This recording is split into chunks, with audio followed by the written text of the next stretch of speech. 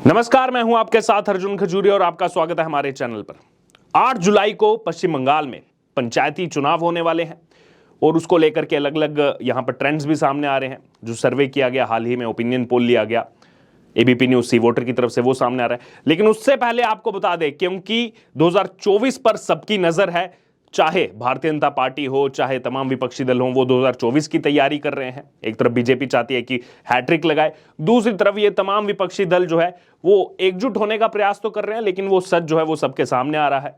जहां एक तरफ ये आपस में मिल भी रहे हैं नेता, दूसरी तरफ अगर स्टेट वाइज देखा जाए तो आपस में ही विरोधाभास की स्थिति भी देखने को मिल रही है। इसी बीच यहां पर पश्चिम बंगाल की लोकसभा सीटों का ओपिनियन पोल यहां पर सामने आ रहा है। दरअसल टाइम्स नाउ न भारत की तरफ से ये जनगण का मन जो है इस हिसाब से ये ओपिनियन पोल लिया गया और ये पूछा गया कि आज अगर लोकसभा चुनाव होते हैं, यानी कि आज के दिन अगर लोकसभा चुनाव होते हैं, तो वहां की जनता किसको जिता करके भेजेगी। जैसा आपको पता है कि पश्चिम बंगाल की अगर बात की तो 42 वहां पर लोकसभा सीटें हैं।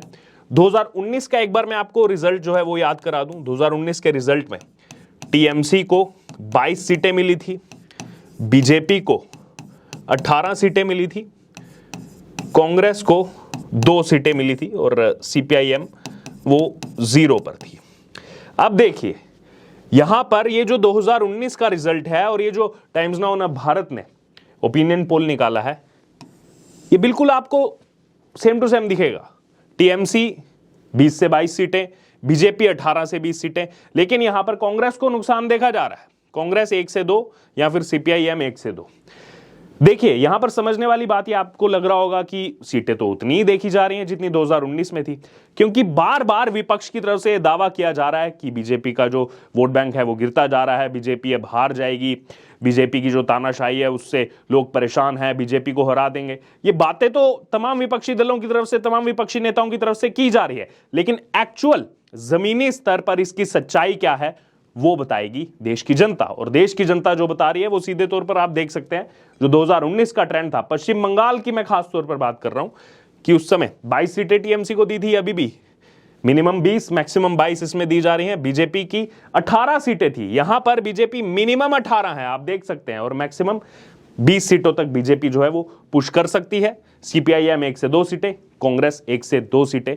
तो ये पश्चिम बंगाल की जनता का ट्रेंड, जनता का रुझान जो है वो आप सीधे तौर पर देख सकते हैं। अभी वैसा का वैसा ही बना हुआ है, चाहे टीएमसी के लिए हो, चाहे भारतीय जनता पार्टी के लिए हो। एब्सोल्यूट मेजॉरिटी तो नहीं है, सीटें अभी भी इसमें जो है आप सीटों के रूप में अगर देखेंगे तो टीएमसी की कुछ आपको ज्यादा लगेंगे, लेकिन जो यहां पर वोट परसेंटेज है, जो वोटिंग मार्जिन है परसेंटेज का, उसमें टीएमसी का ग्राफ कैसे गिरता जा रहा है वो हम आपको विस्तार पूर्वक बताएंगे, जो इस सर्वे में सामने आया है। क्योंकि अब 1 हफ्ते का समय रह गया है चुनाव में, तो यहां पर ममता बनर्जी जो लगातार कोशिश 2024 की कर रही हैं, लेकिन इस पंचायत चुनाव में अगर बात की जाए तो उसमें उनका वोट बैंक जो है वो उनके हिस्से से निकलता हुआ देखा जा सकता है। सबसे पहले यहां पर बात की जाएगी जिन मुद्दों को लेकर के लोगों से पूछा गया।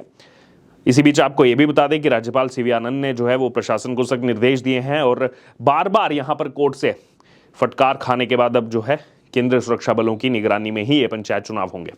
सबसे पहले ये पूछा गया उत्तरदाताओं से कि आप क्या कामकाज से खुश हैं, नाखुश हैं, बदलाव चाहते हैं, नहीं चाहते हैं। उसमें अगर बात की जाए तो सबसे ज्यादा किसी चीज पर जाकर के अगर उत्तरदाता ठहरे हैं तो उन्होंने दावा किया है। सबसे पहले मैं आपको परसेंटेज बता देता हूं। 49% उत्तरदाताओं ने यह दावा किया है कि त्रिस्तरीय पंचायत प्रणाली के उच्चतम स्तर और जिला परिषद के कामकाज से नाखुश हैं। यानी कि जो प्रतिनिधि चुन करके पिछली बार आए थे, टीएमसी को इतनी भारी संख्या में वोट मिला था, उनके कामकाज से ये 49% लोग जो हैं वो नाखुश हैं और इसके बाद जो है ये बदलाव चाहते हैं। यानी कि 49% सीधे आधी ऐसी जनसंख्या हो गई जो बदलना चाहती है टीएमसी को, और उसके बाद कई ऑप्शन है उनके पास, बीजेपी, सीपीआईएम, कांग्रेस। चलिए आगे बढ़ते हैं। इसके बाद अगला जो नंबर है 28%, ध्यान दीजिएगा इस बात पर, 28% ऐसे हैं वो भी कामकाज से नाखुश हैं। लेकिन उनका कहना है कि अभी जो है बदलाव नहीं, मौका एक और दोबारा देना चाहिए, ये बदलाव नहीं चाहते हैं। लेकिन यहां पर कॉमन चीज क्या है, अगर आप देखेंगे कॉमन चीज यहां पर है कि ये नाखुश हैं 49 और 28, यानी कि 77% नाखुश हैं, लेकिन इसमें से कुछ बदलाव चाहते हैं, कुछ बदलाव नहीं चाहते हैं। चलिए आगे बढ़ते हैं। इसके बाद जो नेक्स्ट परसेंटेज है 77% का आपने रुझान जान लिया। इसके अलावा अगर बात की जाए यहां पर 16% ये वो लोग हैं जो कामकाज से खुश हैं। 100% में से केवल 16% लोग, ऑब्वियस सी बात है, ये बदलाव नहीं चाहते हैं, ये दोबारा टीएमसी को ही चाहते हैं। लेकिन ध्यान देने वाली बात यह है केवल 16%, और इसमें 7% ऐसे लोग हैं, जो बाकी बचे 7%, जिनका इस पर कुछ रुझान नहीं है, जिनका मतलब कोई भी इसको लेकर के यहाँ पर उनकी कोई राय नहीं है, कोई भी राय इस चुनाव को लेकर के उनकी नहीं है। यानी कि सीधे तौर पर अगर देखा जाए तो केवल 16% वो लोग हैं जो टीएमसी को चाह रहे हैं पश्चिम बंगाल के अंदर। आप सोच सकते हैं कितनी बड़ी बात है। 7% का कोई लेना देना नहीं है 77% में से। नाखुश तो हैं, कुछ बदलाव नहीं चाहते हैं, कुछ यहाँ पर बदलाव चाहते हैं। चलिए आगे बढ़ते हैं। यहाँ पर और भी कई सारी चीज़ें जो है वो यहाँ पर पूछी गई, यहाँ पर जो राय ली गई जनता से, उसके बारे में भी आपको बताएंगे इस ओपिनियन पोल में जो पूछा गया। इसके बाद यहाँ पर अगर अल्पसंख्यक वोट की बात की जाए, क्योंकि लगातार हम देखते हैं पश्चिम बंगाल में तुष्टीकरण की राजनीति होती है, तो अल्पसंख्यक वोट यहाँ पर लोगों का कहना है कि तेजी से टीएमसी के लिए घट रहा है, नीचे जा रहा है। इसमें भी लोगों से राय पूछी गई। यहां पर आप चौंक जाएंगे, जो ये सर्वे सामने आया है, इस सर्वे में 59%, ध्यान दीजिएगा इस पर, 59% ऐसे लोग हैं जिन्होंने कहा है कि टीएमसी के वोट में जो है गिरावट, अल्पसंख्यक वोट में। ध्यान देने वाली बात यह है कि ये अल्पसंख्यक वोट है, यानी कि माइनॉरिटी वोट। और लगातार हम देखते हैं कि जो तुष्टीकरण की राजनीति पश्चिम बंगाल में होती है, ये 59% ऐसे जो कह रहे हैं कि वोट में गिरावट है सीधे तौर पर। वहीं उसके अलावा अगर बात की जाए, इसमें 28% ऐसे हैं जो इससे इनकार कर रहे हैं कि नहीं, कोई वोट नहीं गिरेगा। आप सीधे तौर पर अगर देखेंगे तो ये डबल से भी ज़्यादा का फिगर है। 28 का डबल 56 होता है, और 59% लोग ये कह रहे हैं कि वोट में गिरावट है। 13% लोग इसमें सीधे तौर पर कह रहे हैं कि कोई राय नहीं है उनकी, कुछ नहीं कहेंगे इस पर। यानी कि अगर यहाँ पर इन दोनों को मिला भी दिया जाए तो भी ये 41% बनता है, और 59% सीधे तौर पर कह ही रहा है कि वोट बैंक जो है वो यहाँ पर टीएमसी का गिरता जा रहा है। अब इससे आगे बढ़ेंगे, मुद्दे पूछेंगे, क्योंकि कोई भी चुनाव है उसमें मुद्दे काफ़ी ज़्यादा अहम होते हैं।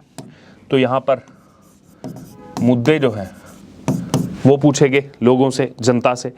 इसमें सीधे तौर पर आपको समझने वाला विषय ये है कि 1/4 जो जनता है, यानी कि 25% इसमें सीधे कह रही है कि करप्शन, भ्रष्टाचार का मुद्दा इस चुनाव में काफी ज्यादा अहम होगा। तो आप सोच सकते हैं लगातार जो केंद्रीय जांच एजेंसियों की कार्रवाई पश्चिम बंगाल में चल रही है, उससे कितना बड़ा नुकसान जो है वो टीएमसी को होगा। और जैसे जैसे सच उजागर हो रहा है तो 25% लोग पंचायती चुनाव में भी करप्शन को मेन मुद्दा मान रहे हैं। उसके अलावा अगर बात की जाए, 21% यहाँ पर जो लोग हैं वो कह रहे हैं कि जो बढ़ती बेरोजगारी है वो यहाँ पर प्रमुख मुद्दा है। देखिए पंचायती चुनाव में भी वहाँ पर जिस हिसाब से बेरोजगारी है बढ़ती बेरोजगारी है, वो यहाँ पर उनके लिए एक अहम मुद्दा है। वहीं उसके अलावा आप आगे बढ़ते हैं तो 40% लोग कानून व्यवस्था को मुद्दा मानते हैं, क्योंकि हम देख रहे हैं पश्चिम बंगाल में चुनाव हो या ना हो, लेकिन वहां की कानून व्यवस्था की अगर बात की जाए तो लगातार हिंसा की खबरें सामने आती रहती हैं। आम जनमानस को वहां पर हिंसा का शिकार होना पड़ता है और राज्य सरकार हाथ पर हाथ धरे बैठी रहती है। लगातार लोग मरते रहते हैं, लेकिन आखिरकार राज्य सरकार की अकाउंटेबिलिटी कब तय होगी, इसका उत्तर आज तक नहीं मिल पाया है। और इसमें 13% लोगों का कहना है कि कोई राय नहीं है उनकी, वो इस पर कुछ भी नहीं कहना चाहते। तो ये जो सीधे तौर पर ये मुद्दे हैं, अगर आप देखें करप्शन, ये मुद्दा भी टीएमसी के अगेंस्ट में जाएगा, बढ़ती बेरोजगारी टीएमसी के अगेंस्ट में जाएगा, और कानून व्यवस्था जो वहां पर एक अहम मुद्दा है पिछले कई सालों से, वो भी सीधे तौर पर टीएमसी को कहीं ना कहीं वोट बैंक का नुकसान होगा। ये तो हमने आपको बता दिया जो लोगों से उनकी राय ली गई। अब कुछ यहाँ पर आपको ये भी बता दें, जो सीट्स को लेकर के ओपिनियन पोल सामने आ रहा है, इसमें अगर बात की जाए तो बेशक कुछ जगह पर टीएमसी को सीटें ज़्यादा दिखेंगी बाकी पार्टियों से, लेकिन जो पहले टीएमसी की इतनी ज़्यादा वन साइडेड टीएमसी ही जो है पंचायती चुनाव में रूल करती थी, जब भी नतीजे आते थे टीएमसी हर जगह देखी जा रही थी पिछली 2 बार से, इस बार टीएमसी के वोट बैंक में बड़ी सेंध लगी है। अगर बात की जाए तो बाकी पार्टीज को गेन हुआ है, चाहे सीपीआईएम हो, इंडियन नेशनल कांग्रेस हो, लेकिन बीजेपी में उसमें अच्छा खासा वोट जो है वो अर्जित किया है। लोग अब बीजेपी पर धीरे धीरे जो है वहां से अपना वोट बैंक जो है वो यहां पर शिफ्ट कर रहे हैं। तो देखिए यहां पर अगर सीट्स की बात की जाए तो सीट्स के भी यहां पर डेटा को शेयर किया गया है एबीपी न्यूज सी वोटर की तरफ से। इसमें सबसे बड़ी बात समझने वाली ये है कि शुरुआत अगर की जाए यहां पर अलीपुरद्वार से, यहां पर 18 सीटें हैं, टीएमसी को 5 से 9 सीटें, बीजेपी को 8 से 12 सीटें। तो शुरुआती दौर पर ही अगर देखा जाए तो यहां पर बीजेपी जो है वो बढ़त ले रही है, लेकिन यहां पर सीपीआईएम और इंडियन नेशनल कांग्रेस को देखेंगे तो 0 से 1। सीपीआईएम वही है जिसने 4 दशकों तक राज किया है पश्चिम बंगाल में, लेकिन टीएमसी जो पिछले लगभग कई सालों से यहां पर जो है राज कर रही है, उसका ग्राफ कैसे गिरता जा रहा है, लोगों का विश्वास कैसे टीएमसी से हटता जा रहा है, वो आप सीधे तौर पर यहां समझ सकते हैं। 5 से 9 सीटों पर आ रही है और इससे ज्यादा सीटें जो है वो बीजेपी को देखी जा सकती हैं। फिर आगे बढ़ते हैं कूच विहार में। कूच विहार की अगर बात की तो इसको टीएमसी का गढ़ माना जाता है, लेकिन टीएमसी के गढ़ माने जाने के बावजूद आप देख सकते हैं टोटल यहां पर 34 सीटें हैं। टीएमसी को 13 से 19 और बीजेपी को 15 से 19, यानी कि अगर मिनिमम सीट्स भी जो यहां पर दिखाई जा रही हैं, इसमें भी बीजेपी आगे है। और ये सेंध लगाई है कहां पर? कूच विहार में, जिसको सीधे तौर पर टीएमसी अपना एक बड़ा वोट बैंक मानती है। और कूच विहार से अगर बात की जाए तो हमेशा से टीएमसी जो है एक अच्छी लीड लेती थी, लेकिन यहां पर बीजेपी देखिए टफ फाइट देते हुए आगे निकल गई है। इससे अब आगे बढ़ते हैं यहां पर और भी अलग अलग जगहों के यहां पर जो ओपिनियन पोल में सीट्स दिखाई गई हैं। यहां पर अगर बात की जाए तो पूर्व मेदिनीपुर, कुल यहां पर 70 सीटें हैं, 70 सीट्स हैं। टीएमसी को 31 से 41, यहां पर भी टीएमसी अच्छी खासी सीट्स लेकर के आती थी। हमने यही ट्रेंड जो है विधानसभा चुनाव में भी देखा था 2021 में। और बीजेपी को देखिए कितनी टफ फाइट यहां पर दे रही है। 31 से 41 टीएमसी है और 30 से 36 बीजेपी है, यानी कि एकदम नेक टू नेक जो है वो पूर्व मेदिनीपुर में चल रही है, जहां पर ममता बनर्जी का खासा जो है ध्यान वहां पर रहता है मेदिनीपुर में। लेकिन CPIM, Indian national Congress list में ही नहीं है कहीं, 0 से 3 बिल्कुल लिस्ट से गायब। उसके बाद नॉर्थ 24 परगना 66 सीटें हैं यहां पर। और कोई समय था टीएमसी पूरा यहां पर जो है व्हाइट वॉश कर देती थी, लेकिन अब यहां पर बीजेपी ने देखिए डबल फिगर में आना शुरू कर दिया। 6 से 12 सीटें जो है बीजेपी को देखी जा सकती हैं। टीएमसी 45 से 55 सीटें हैं, क्योंकि उनका एक गढ़ रहा है, तो वहां से जो है यहां पर अभी सीटें वो लेकर के आ रही है। लेकिन वोट बैंक की अगर बात की तो वो वोटिंग परसेंटेज में टीएमसी का ग्राफ जो है वो नीचे जाता जा रहा है। और एक हफ्ते के अंदर अगर यहां पर समीकरण बदलते हैं तो ये 45 से 55 जो देखा जा रहा है, ये भी सीटों का मार्जिन नीचे जा सकता है। फिर जलपाईगुड़ी की बात की जाए तो यहां पर 24 सीटें हैं, यहां भी नेक टू नेक जो है वो फाइट देखने को मिल रही है। टीएमसी की 10 से 14 सीटें और बीजेपी 9 से 13, ज्यादा पीछे नहीं, एक आधी सीट का फर्क है बस। और ये भी कभी भी खेल पलट सकता है, क्योंकि पिछली बार भी हमने देखा विधानसभा चुनाव में जलपाईगुड़ी से लग रहा था क्या बीजेपी को थोड़ा कम जो है वोटिंग परसेंटेज मिलेगा, लेकिन देखा हमने वहां की जो जनता है उन्होंने बीजेपी पर भरोसा जताया था और वोटिंग परसेंटेज में बीजेपी को काफ़ी ज़्यादा वोट मार्जिन जो है वो इस जलपाईगुड़ी एरिया से मिला था। अब इससे आगे बढ़ते हैं तो हुगली ये भी एक इम्पॉर्टेंट जो है वो क्षेत्र है। अगर बात की जाए पश्चिम बंगाल का, यहाँ पर टोटल 53 सीटें हैं। यहाँ से टीएमसी जो है वो लीड ले रही है, 37 से 47 सीटें देखी जा सकती हैं। लेकिन यहाँ पर भी यही ट्रेंड फॉलो हो रहा है कि जो वोटिंग परसेंटेज, जो लोगों से यहाँ पर राय ली जा रही है, जैसा हमने आपको पहले बताया कि आधी जनता तो सीधे तौर पर ऐसी है जो नाखुश है और बदलाव चाहती है इन लोगों से। उसमें 28% और अगर आप ऐड कर देंगे तो वो ऐसी है कि नाखुश तो है लेकिन वो कह रहे हैं ठीक है, बदलाव हो ना हो, थोड़ा एक मौका देना चाहिए। तो ये भी अभी जनता के मन में जो है वो असमंजस की स्थिति थोड़ी सी देखी जा सकती है टीएमसी के लिए। उसके अलावा वेस्ट मिदनापुर की बात की जाए तो यहाँ पर टीएमसी अगर 32 से 42 सीटें ला रही है तो बीजेपी भी ज़्यादा पीछे नहीं है, 18 से 24 सीटें बीजेपी की। और ये कभी भी अगर मार्जिन की बात की जाए +5 -5 का मार्जिन कहीं भी ये रह सकता है और यहाँ पर भी बीजेपी जो है नेक टू नेक फाइट दे करके एकदम क्लोज आ सकती है। उसके बाद साउथ 24 परगना की बात की जाए, ये तो वैसे ही टीएमसी का गढ़ है, लेकिन यहाँ पर आप देखिए टोटल 85 सीट्स हैं। टीएमसी अगर इसमें 57 से 67 ला रही है तो बीजेपी भी ज़्यादा पीछे नहीं है, 14 से 20 सीटें। मैं ज़्यादा पीछे इसलिए बोल रहा हूं क्योंकि पहले तो यहां से कोई डबल डिजिट में आ ही नहीं पाता था। डबल डिजिट तक पहुंचना किसी के लिए बड़ी बात होती थी। इसलिए आप देख सकते हैं सीपीआईएम और कांग्रेस जो है यहां पर उन दोनों को 3 से 7 सीटें यहां पर केवल मिल रही हैं। लेकिन इन सबको पीछे छोड़ते हुए बीजेपी जो है तेजी से पश्चिम बंगाल के अंदर आगे बढ़ रही है। कांग्रेस को अगर हम एक साइड पर रखें भी तो सीपीआईएम का एक बड़ा वोट बैंक रहा है पश्चिम बंगाल में हमेशा से, उसको कहीं ना कहीं एकदम लिस्ट से गायब करने का काम भारतीय जनता पार्टी ने यहां पर किया है।